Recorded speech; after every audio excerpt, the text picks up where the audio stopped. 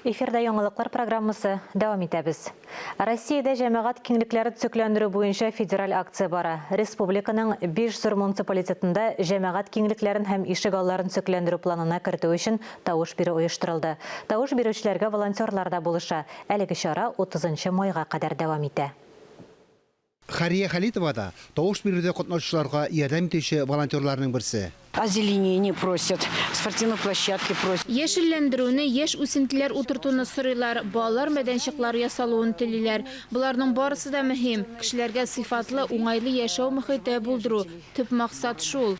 Бүтән Россия акциясе барышында халыкның барлык тәкъдимнәре дә исәпкә алына. В рамках голосования можно отдать свой голос за набережные, парки, скверы. Акция барышында яр буйлары, парклар, скверлар, иҗтимагый киңлекләр, конкрет проектлар өчен тавыш бирергә мөмкин. Бер тәкъдим дә игътибардан читтә калмый. Иң күп тавыш җыйган объектлар безнең ишек алды президент программасына кертелә. Тавыш бирүгә 204 объект тәкъдим ителгән. Аларны 2023 елда төзекләндерергә җыеналар. Балалар мәйданчыкларына, күңел ачу паркларына өстенлек бирелер дип фаразлыйлар. Мне не нравится то, что крыла снесли, вот это вот единственное. То, что вот все построили, все красиво, все хорошо, но никто не следит за этим. Здесь надо ремонт делать хотя бы. Тавыш бирү интернетта бара.